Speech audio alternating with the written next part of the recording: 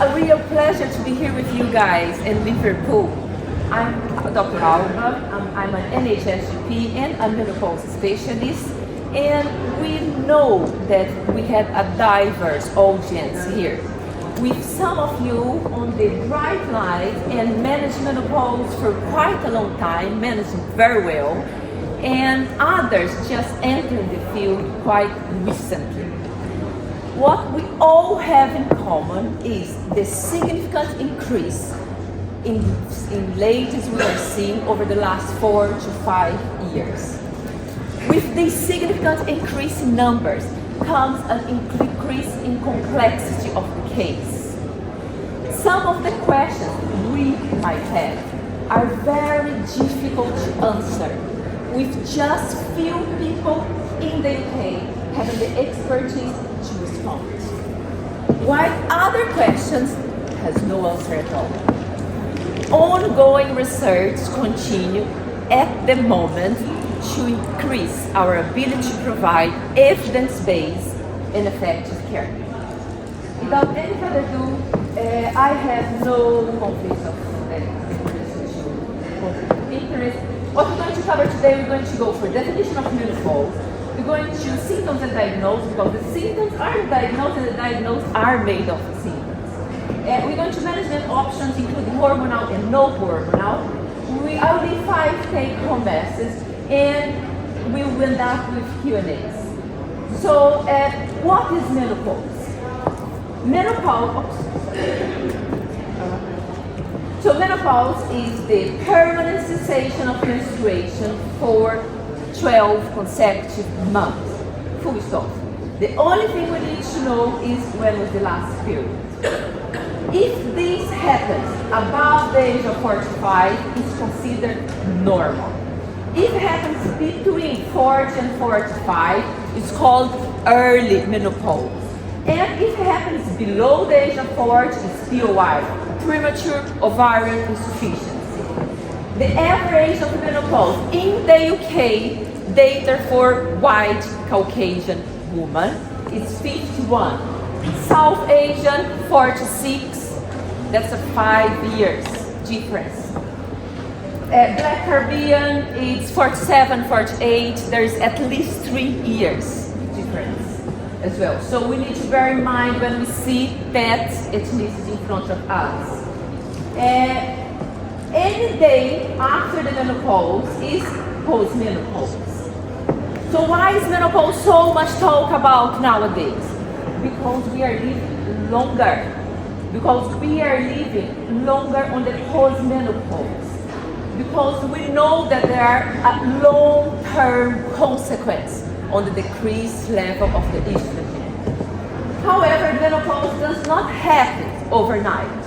The period leading up to menopause is called perimenopause, which there is a change on the hormones and when the symptoms begin.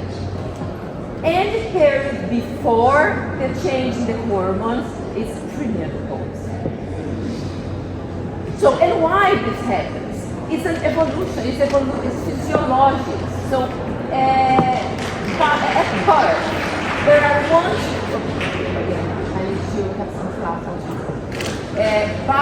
at birth, there is 1 to 2 million ovarian follicles at birth. And this decrease exponentially. By the age of 40, there are only 8,000. And there is a decrease in number and in the quality of these ovarian follicles. And consequently, a decrease on the estrogen production. Symptoms of menopause. The symptoms of menopause vary widely amongst women, but mainly fall into a few categories. Vasomotor symptoms, which is the vasodilation and vasoconstriction, and psychological is huge. It's much bigger. The number of ladies we are seeing now with the psychological, it overcomes the vasomotor, and it can be due to the decrease in the estrogen on the brain, which we should need to have more research to confirm, but also could be because of a reflection of other symptoms. For instance, night sweats can cause sleep disturbance, palpitation can cause anxiety, but it's very well recognized a new NICE guidelines just last week, recognized a huge increase in psychological symptoms of menopause. Urogenital syndrome, the genital syndrome of menopause. The decrease in estrogen level is a dry condition. It's dry vagina, dry joint, dry muscles. We don't know exactly how does it work. Hence, ongoing clinical research. But there is a vaginal dryness, a thinning of the vaginal mucosa, and these cause painful sexual intercourse, urinary infection, and low libido, of course. And others, NICE guidelines, thumbs up for NICE guidelines last week. They recognize joint pain, muscle ache, tinnitus, headaches as a classical symptoms of menopause. Finally, and others, and there are so many others known classical symptoms of menopause. Diagnosis of menopause. Be extra careful with blood tests, because it can mislead you on the management and the patient. We were doing some research on the UCLH, my menopause clinic is at UCLH hospital, and we were doing research not for something else. And we were measuring the FSH and other blood tests for five consecutive days. We were having 5 different results during the 5 different results of the FSH. So which ladies are you going to treat? The ladies that on the Monday, on the Wednesday, or on Tuesday. The perimenopause is a fluctuation of the hormones. Blood tests are extremely unreliable. Mainly over the age of 45, no need for blood tests unless atypical symptoms. Under the age of 45, for typical menopausal symptoms, because we need to get this lady under the age of 45 quicker. We need to see, because she's going to be longer with the effect of the low estrogen level on the body. But much more important is to know the baseline. This is what us GP knows how to do very well. Thyroid, blood sugar, cholesterol, and what we do on our daily clinic. Management of menopause. The management of menopause needs to be holistically and individualized. Another thumbs up for NICE guideline last week on the 7th of September. 2 fundamental principles to manage menopause. Number 1, individualized care. Number 2, safety. So, broadly speaking, it falls into a few categories. Mainly, starting with lifestyle modification. But the lifestyle modification is not only for our menopause lady. It's for everyone. It's for men, it's for children, it's for everyone. And there is a huge improvement of the symptoms just with the lifestyle management.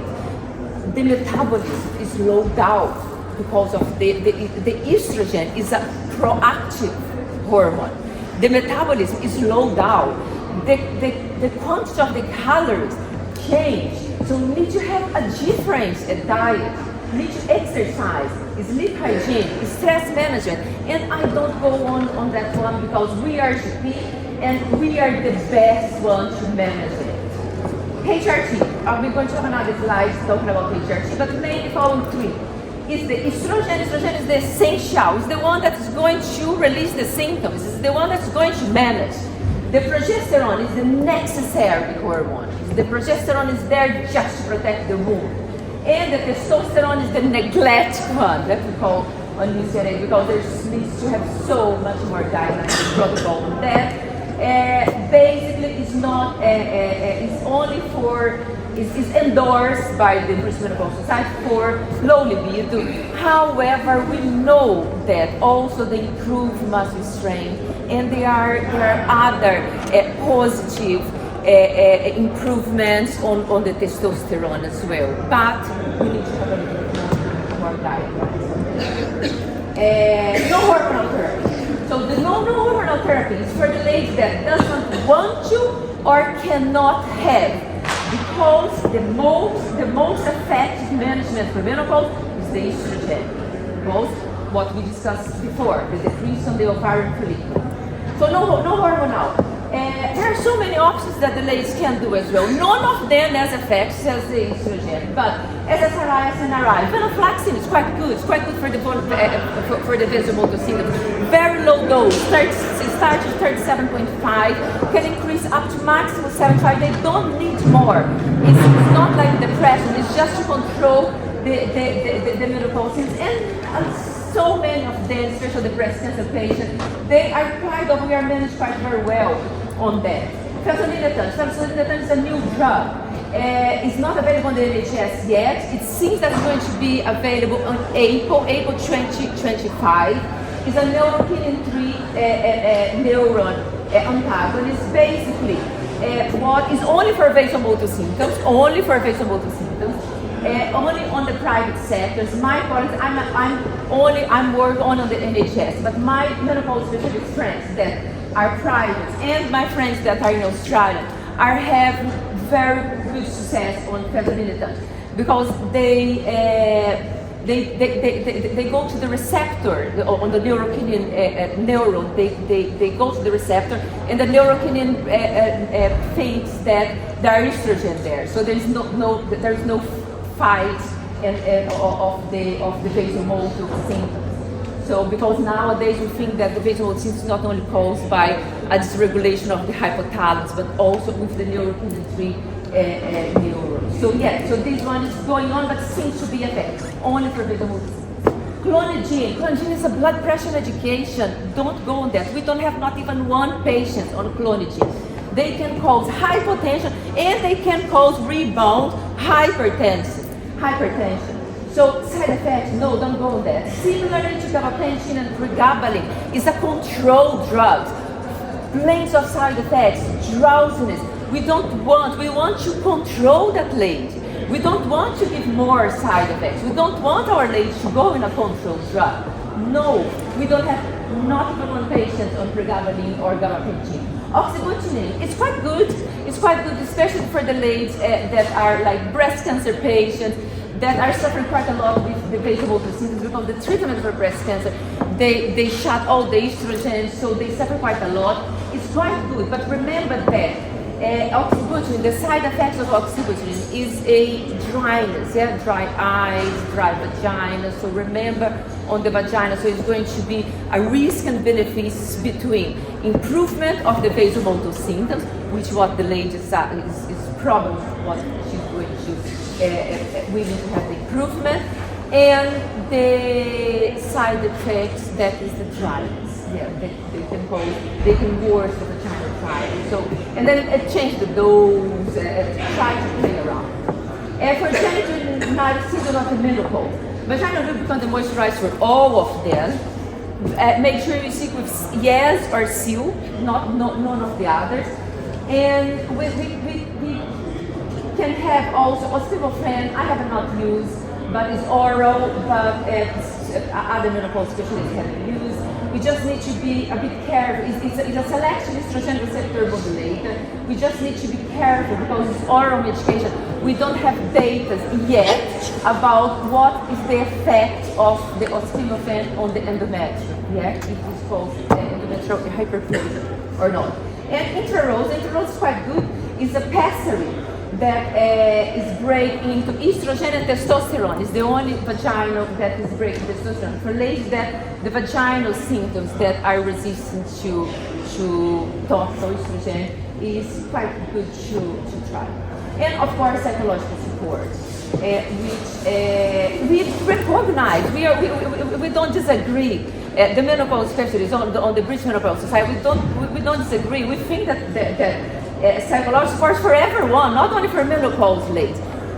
What we have a bit of criticism on the NICE guideline last week is that they are pushing too much for the GPs and for the CBT, the psychological therapy, for improvement of the psychological symptoms of the menopause. And we know that it's caused by the decrease of the level of estrogen. We are not debate the effectiveness and the needs of CBT. No, thumbs up for everyone.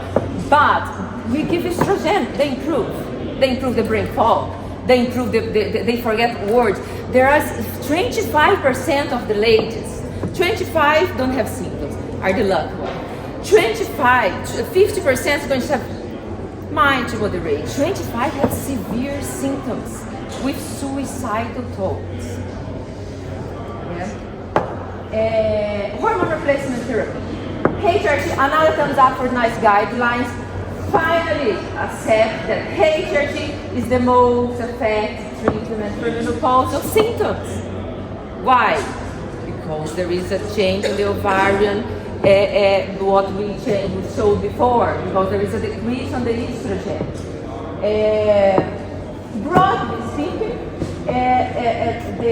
the indication is for menopause systemic symptoms, POI and QH of the menopause. Another, I think that this is the huge criticism from us, from the BMS, from the British Menopause Society, from the NICE guidelines last week. They should not include the early menopause on the same level as the POI.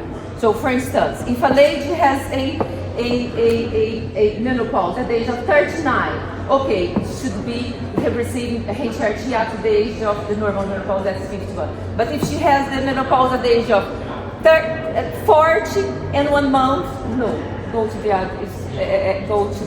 other guidelines that is normal, go to the one that is above 45. So this gap between 40 and 45 needs to be, we need to have more guidance for us clinicians. However, we know now if the patient is early menopause, if she gets diagnosed of menopause at the age of 40, if she lives up to 80, she's going to have half of her life without the effect of the estrogen. So please, DEXA scan for her this age. Talk about the long consequence risk. And if when she starts symptoms, because it's one of the indications, start hormone replacement therapy straight away. Of course, with the risk and benefits that we will discuss. We should try to discuss them. Let's see. Urogenital symptoms, they thumbs up for them. They recognize that the best treatment for urogenital symptoms of the menopause is a topical estrogen.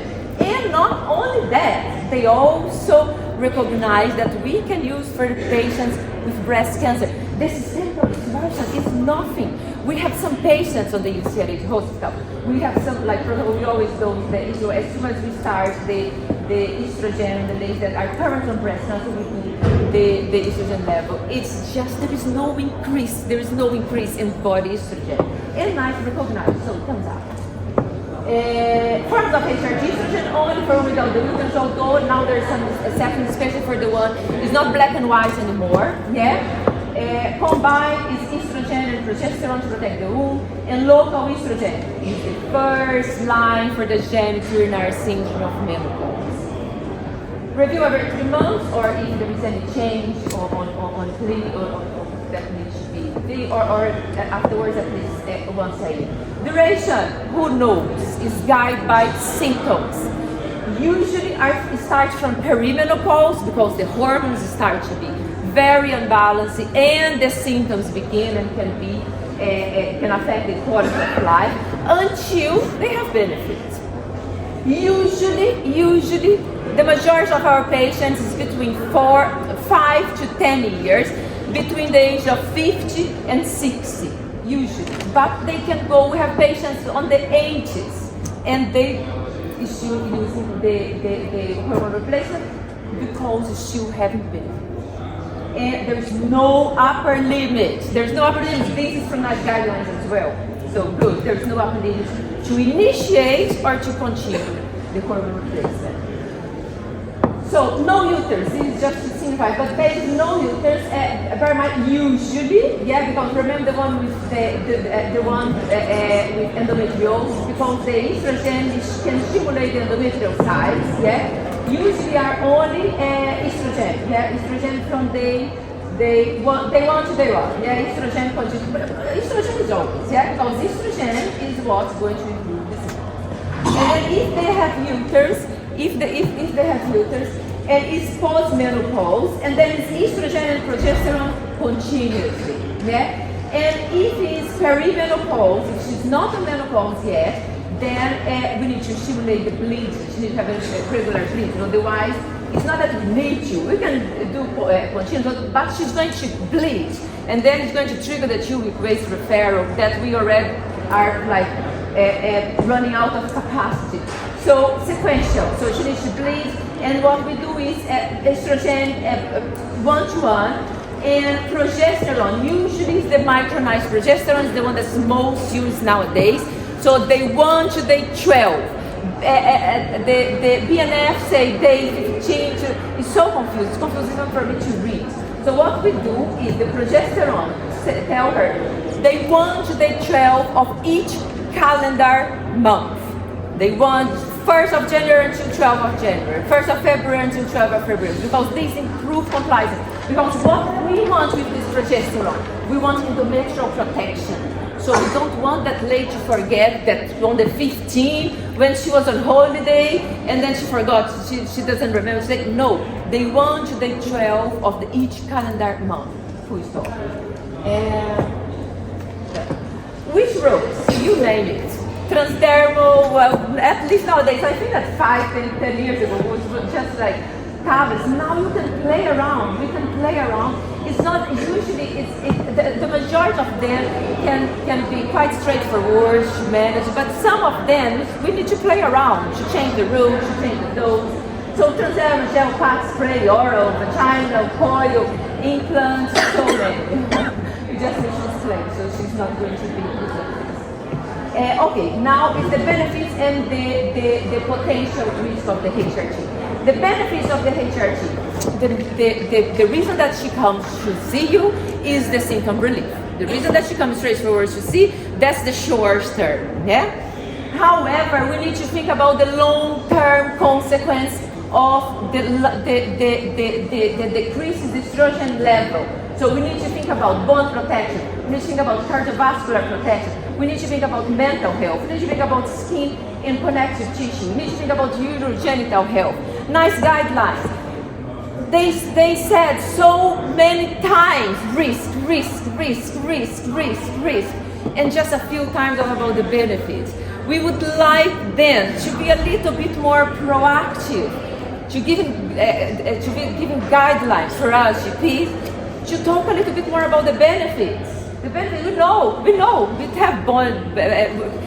have data already, you know? Potential risks of HRT that is extremely important, is a sharing decision, considering individual risks. So it's not only that the lady is going to respond individually to different preparation, but that patient has different risks. Each patient in front of you is a completely different. So we need to consider the risk individually. Teaching. There's a small increased risk if the oral preparation, especially for the patients above the age of 60. But of course, it's an individual decision. So if she is high BMI, if she just had an orthopedic surgery, if she has high risk of immobilization, then to avoid this risk, you're going to give transdermal. It's not that you don't going to give, you're going to give transdermal. That you're going to avoid this risk. Endometrial cancer, just give the right dose of progesterone. That you're going to, the majority of the endometrial cancers that we see on the 2-week weights is the increase. There is an increase in endometrial cancer, but it's related to obesity, it's related to high BMI, not with the hormonal obesity. Breast cancer, there is a small increase with the combined HRT. And because that is the reason that prevents clinicians to prescribe the HRT and prevents patients to take the HRT. Let's discuss it a little bit further. And let's talk about other lifestyle and put the risk into perspective. For instance, if you have 1,000 patients, age of 50 to 59, and you follow these 1,000 of patients over a period of 5 years, you're going to have a 23 cases of breast cancer. This is UK population. This is UK. 23 cases of breast cancer. Breast cancer is common. It's 1 in 8 women is going to have breast cancer. Yeah, 23 cases of breast cancer without any background risk. Yeah. So now let's talk about the hormone replacement therapy. If you follow 1,000 of patients over a period of 5 years, if you combine hormone replacement therapy, you're going to have an extra 4 cases.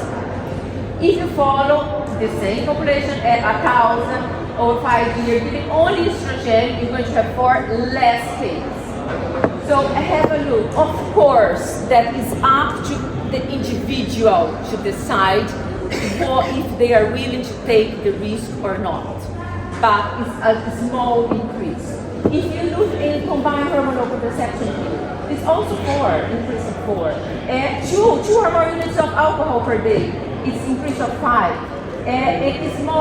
Smoker is increase of 3. And this is the most shocking one. If they do exercise, 2.5 hours of exercise per week, just half an hour per day over 5 days, there's a decrease in 7 cases. And if they are BMI above 30, is an increase in 24 cases. Of course, that's up to the patient to decide which risk you want to take. Take home message. It's an individualized management. I did this slide before, nice guideline. Let's see. It's an individualized management because every woman responds different. HRT is the most effective treatment for menopausal symptoms. We can discuss about the risk and benefits. You can discuss if she doesn't want to take or she wants to take, but it's the most effective. Lifestyle modification, huge in reduce symptoms and improve long-term consequences. And individual risk factor matters. We need to check other things as well when she comes to you. And it's last but not least, it's a new chapter in a woman's life.